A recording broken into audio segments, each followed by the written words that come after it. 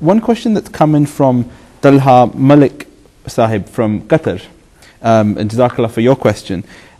He asks, what is the religious concept of free will, and how can it be reconciled with genetic and environmental factors? Well, it's a very interesting question. The first part is regarding the free will. Free will means simply that people are free to choose the religion, to accept it whichever they like and reject it whichever they don't like. So this free will is something which is basically, and very strongly mentioned in the teachings of Islam. Allah Almighty says, La ikraha fid deen. There is no compulsion in matters of religion. Then there is another verse which says, Kulil haqqu mir rabbikum. You say that this is the truth from your Lord. For man sha'a fal yumin wa man sha'a fal yakfur.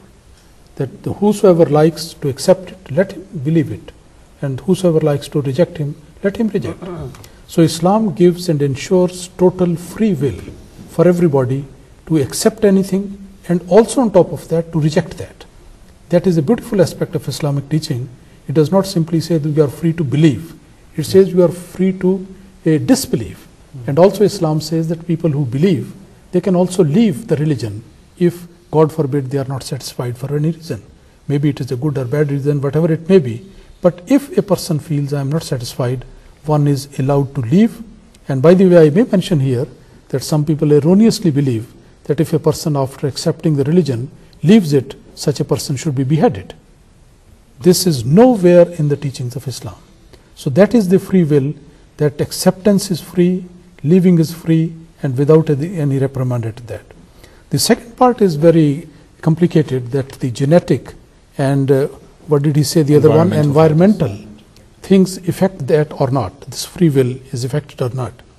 It may be.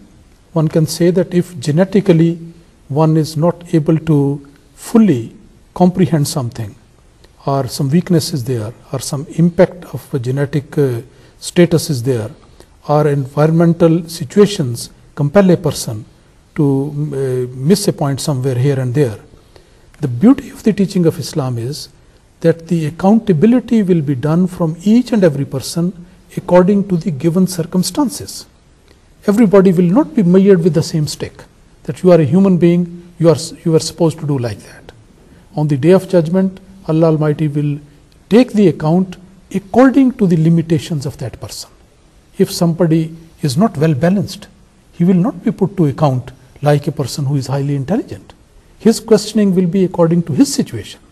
So if there are some effects of genetic conditions or environmental situations, then according to that, a fair judgment will be there.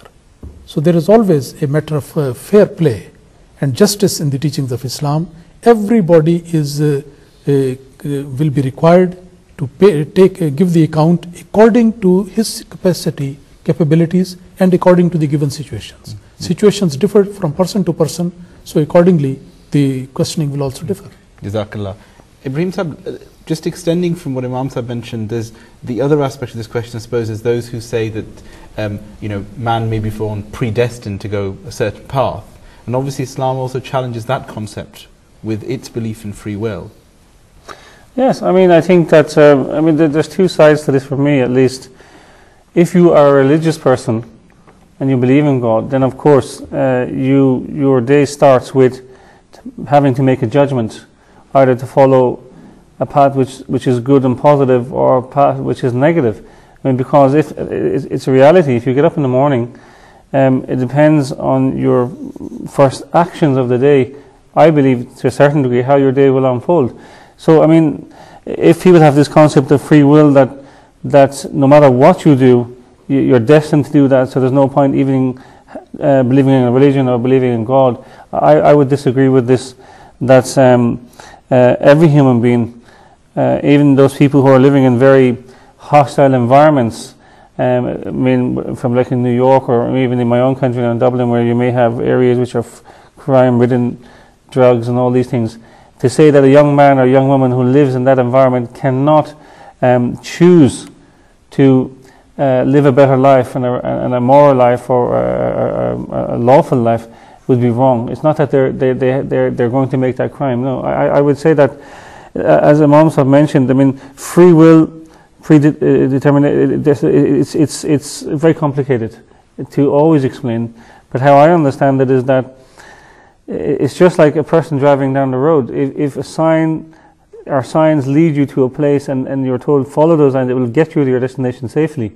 But if you then decide to be diverted to flashing lights and things like that, and then you happen to get into trouble, it is not God's fault that has happened. It is your fault because you have taken that decision. Yeah. This is how I understand it, and I think genetically, because some people believe this, that people have inherited through genetic the crime of a father or a mother. I mean, I'm not a doctor. I don't know from a genetic point of view, or even from a psychological point of view. But I would say that I've seen over the years, when I was growing up as a young man, people from certain households who may not have been, there may have been issues or problems there. But I've seen young men and women come out of those households being good, God-fearing, moral people. Yeah. Which shows that the environment and the genetics didn't affect them at all. Exactly. It's clearly a very deep subject, and I'm sure we've only touched on a few of the points that could be discussed, but hopefully we can perhaps in further programmes elaborate on this further.